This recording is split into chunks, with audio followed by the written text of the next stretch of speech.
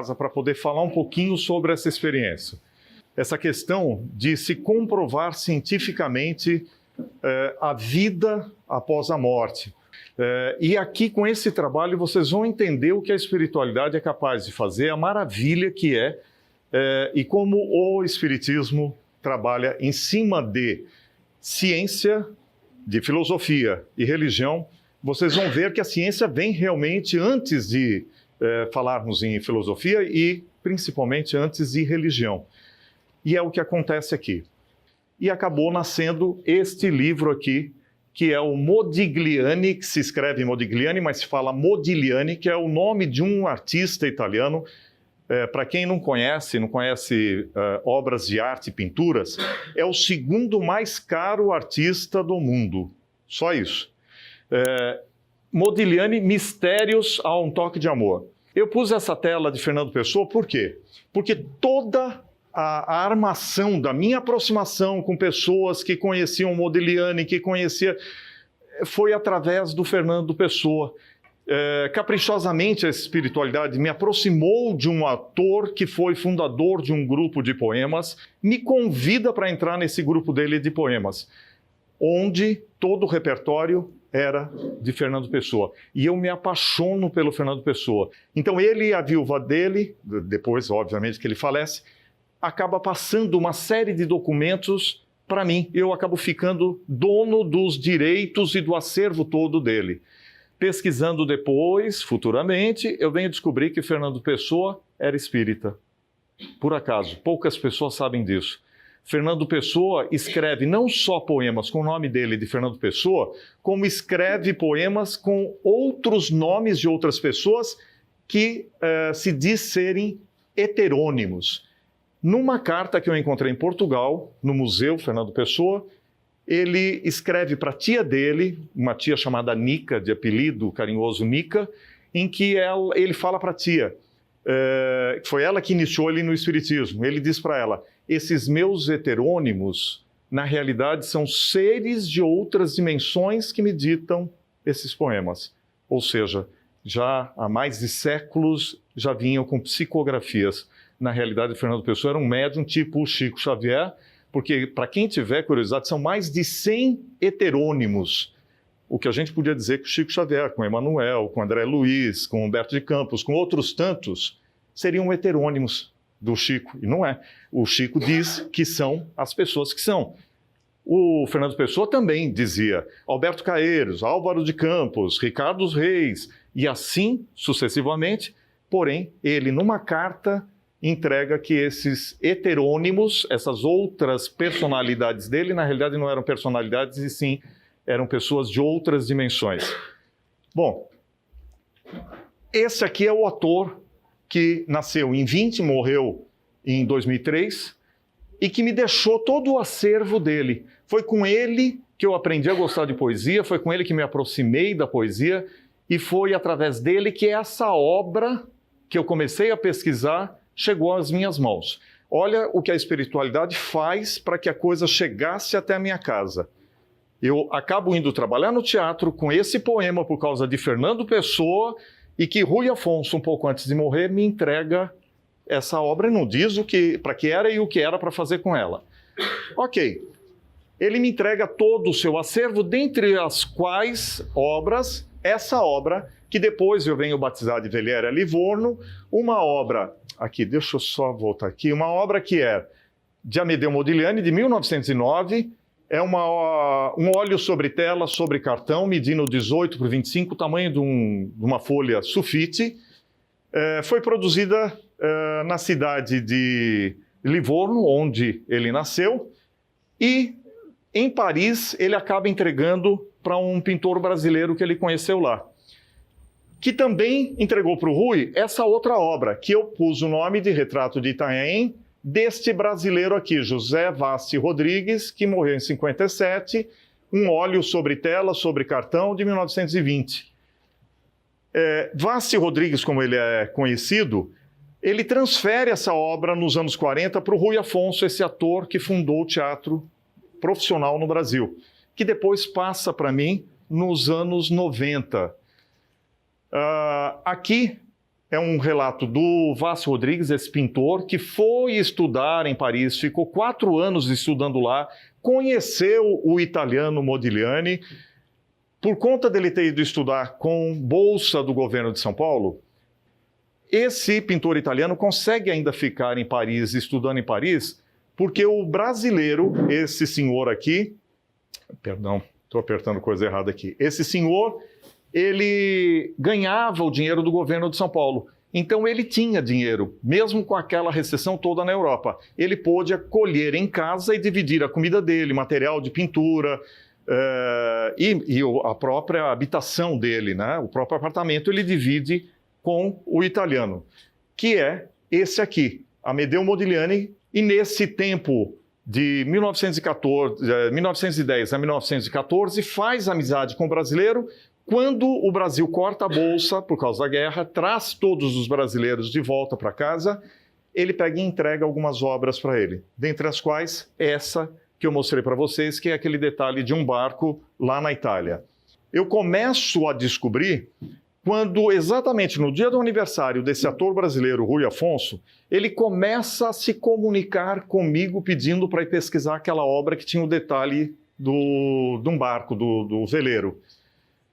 Quando foi, em 2007, o Rui Afonso, aquele fundador do Teatro Brasileiro de Comédia, coisa e tal, no dia do aniversário dele, começa a pedir para eu ir pesquisar uma obra. E aquela obra do detalhe do barquinho, que não tinha assinatura. Você olhava para a obra, era bonita, linda, mas não tinha assinatura. E ele dizia, e eu não sabia que era ele, vai pesquisar a obra do lado que você chega na autoria da obra da direita. E eu dizia, mas que coisa mais louca, agora eu pirei mesmo. Porque como é que eu vou pesquisar a obra do lado para saber de quem é o autor da obra do lado direito?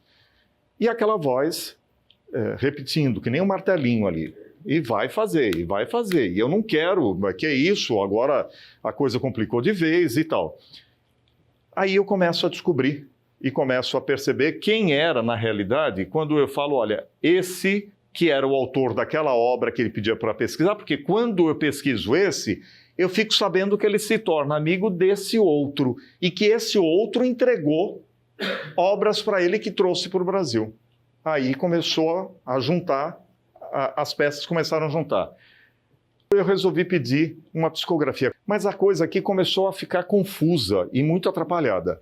Nisso, me chega uma carta do Rui Afonso dizendo exatamente o que eu tinha que fazer. Que a obra, aqui está meio claro, não dá para ler direito, mas ele fala aqui da obra, ele fala de que eu teria que caminhos eu teria que seguir, que as obras eram aquelas mesmo, que eu estava no caminho certo. Bom, quando eu li isso aqui, eu falei, meu Deus, né? Quer dizer, eu não estou maluco, porque a pessoa que recebeu isso não sabia em absolutamente de nada que eu estava envolvido. Aliás, eu não falava com ninguém, com medo justamente de acharem que eu estava, né, completamente variando. Depois de um tempo, eu recebo uma outra carta pela vice-presidente lá do centro, do próprio Modigliani, e aí começa toda essa amarração até chegar hoje para nós conseguirmos comprovar a autenticidade do quadro. Viajo para a Itália, viajo para Portugal, viajo para tudo quanto é canto, para poder juntar esse quebra-cabeça, e a história fica linda. Só que os experts em arte, os estudiosos, dizem a história é linda, mas isso não quer dizer nada. Para dizer que uma obra seja do Modigliani é muito complicado, ainda mais uma obra que não é o que ele pintava. Ele pintava muito retratos e nus femininos. E eu tinha uma marinha, um detalhe do mar com um barco. Como é que eu vou provar isso? E eles diziam, agora vai para a ciência. Chegou a hora de ir atrás da ciência. A ciência vai te dar as respostas e contra fatos não tem argumentos. Ok, então vamos procurar saber como é que a coisa acontece. A história ganha 2 páginas na revista Época e começam a falar da história. Mas assim mesmo, eu tive que bater na porta de alguém. Eu ia ter que buscar cientista que acreditasse na história. Era uma história linda, mas e daí? Depois da revista Época, começaram a abrir alguns caminhos. E na sequência eu chego simplesmente no Instituto de Física Nuclear da USP, da Universidade de São Paulo, começam a fazer os exames na obra, olha aqui, fazendo em ultravioleta, em infravermelho, para poder levar essa obra para a universidade, para o Laboratório de Física Nuclear na Universidade Estadual de Londrina, onde iria ser feito exames nucleares nessa obra. Olha o tamanho, aonde a coisa começou a chegar. Eu estava fazendo aqui infravermelho, ultravioleta.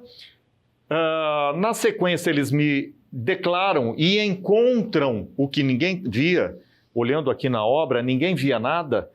Eles encontram a assinatura do Modigliani aqui, ó. Eu não sei se dá para ver daí, na cor alaranjada. Tentam forçar aqui, ó. Um M, um O, um G, um L, um I. E aqui embaixo também com o filtro ultravioleta. E eles escrevem, inclusive, dizendo aqui, ó, que nas fotos, através de ultravioleta e infravermelho, blá, blá, se identificam as letras, é fácil de se identificar as letras M, I, G e L. Ou seja, nomes, letras que compõem o nome Modigliani. Bom, isso era um tremendo indício, a primeira das evidências já científicas. Bom, ok, vai lá para Londrina, vai lá para o Instituto de Física da Universidade Estadual de Londrina. Aqui está sendo feito exames nucleares na obra. Oh, caramba, espera aí que... Aqui, olha, são as máquinas de radiação nuclear em cima da obra do Modigliani e aqui na obra do Vasco Rodrigues, aquele brasileiro que também está comigo. Aí foram escolhidos 30 pontos em várias tonalidades de cor para poder analisar nuclearmente essa obra. Para ver que amarelo era, que azul era, que branco, que cinza, que cor, que tal. Desses 30 pontos, eles emitem um laudo dizendo o seguinte: compatibilidade total dos pigmentos com as obras do Modigliani. Vamos, depois disso aqui, nós vamos levar esses resultados todos para um seminário internacional de Química e Física em Lima, no Peru. Esse evento, lá apresentando, eu achando que aqui já dariam como consumado o negócio. Eles simplesmente dizem lá, os cientistas de outros lugares, de outros países, inclusive da Itália, principalmente da Itália, dizem para mim: ok, mas por que não fazer raio-x? Por que não fazer exame molecular? Não, mas aí levanta uma cientista da USP e fala: eu te apresento para coordenadora de química, ela pode fazer exame molecular, eu posso fazer o raio-x e, bom, por aí vai. Ok, vamos fazer, então, esses exames. Chego lá no Instituto de Química da USP. Essa cientista aqui é a coordenadora desse instituto, ela topa a parada e começa a analisar. Este aqui é um canhão que faz a análise por espectroscopia, uma tecnologia que consegue detectar num tamanho assim de milésimos de partícula, uma coisinha que a gente não consegue ver a olho nu, quais são os elementos químicos que deram aquela cor. Se tem ferro, se tem chumbo, se tem mercúrio, se tem... Quais os elementos químicos? Ela faz esses exames e, na sequência, ela faz escolhendo, olha, também os mesmos 30 pontos que tinham sido escolhidos para fazer o exame nuclear. Na sequência, ela pega e solta esse laudo. Compatibilidade total dos elementos químicos também. Absolutamente tudo que tem nessa obra tem nas obras autênticas e originais do Modigliani. Perfeito, agora a coisa está resolvida, né? Vou levar esses exames todos para o Instituto Modigliani para eles darem um certificado de autenticidade. Dou uma entrevista no Estadão, que me deu página inteira para falar dessa história. E aqui no finalzinho, aqui não dá para ler, mas aqui no finalzinho a repórter diz: e agora você vai fazer o quê?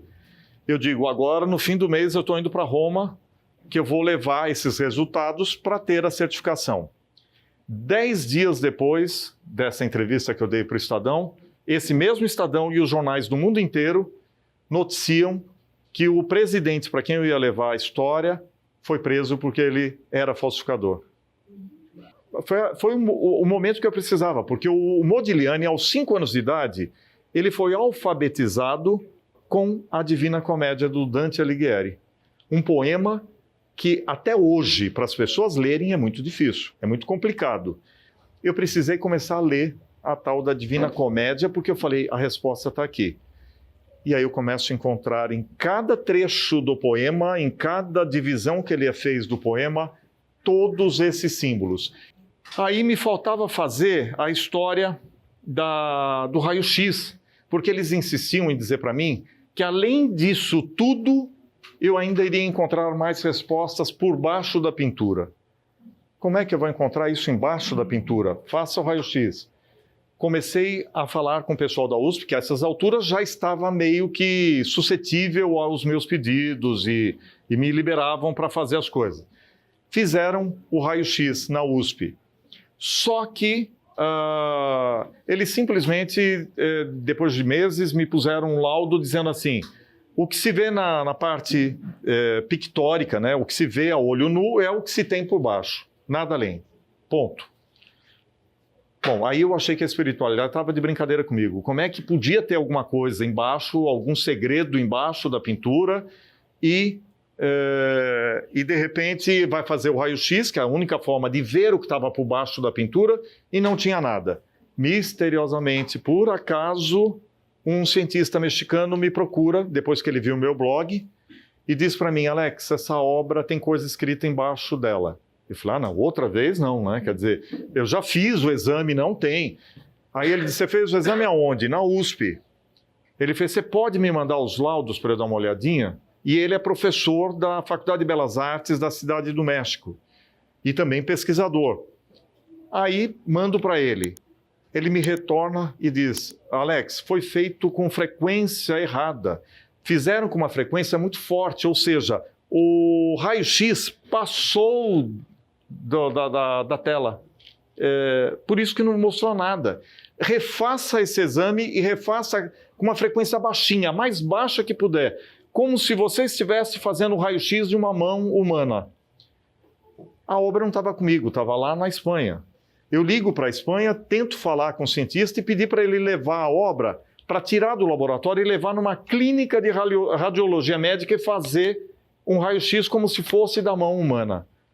E ele dizia, mas para que eu vou fazer isso? Tem coisa escrita embaixo. Não, não tem, tem. Mas já foi feito na USP. Faça isso para mim. E ele levou numa clínica de radiologia médica. E o que aconteceu foi isso. Ó, levou aqui, a obra está aqui, olha, uma mesa de radiologia médica, e aparecem aqui, ó, números, tá vendo? Ó, 3/417, e assim vai com uma sequência de números em vários lugares, e aqui embaixo, hieroglifos, ó, os desenhos todos feitos em hieroglifos e desenho de animais aqui por baixo também, ó. Ou seja, e isso é um detalhezinho, a obra inteira, em vários lugares, ele tem frases inteiras, ele tem sequências de números, porque ele era cabalista, e na cabala tudo é feito com número. Ele conseguiu colocar embaixo dessa obra detalhes da cabala, códigos que abrem portais de conexão com dimensões superiores e com a nossa. Essa era a ideia. Aí eu começo a me questionar. Eu digo, meu Deus do céu, onde a coisa chegou? Isso tudo seria para quê? Para perpetuar essas energias, então? Seria para isso? Ou seria para eu ficar milionário, né? Porque seguramente uma obra dessa vai valer muitos milhões. E eles diziam que não, porque essa obra não me pertencia.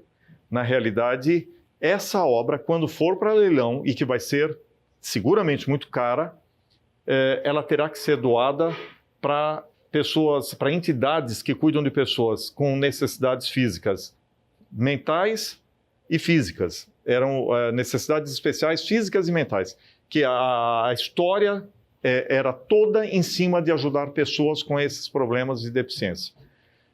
Que a minha parte desse trabalho todo seria a própria história. Que esse era meu, que esse trabalho eu produzi, que eu criei, mas a obra não.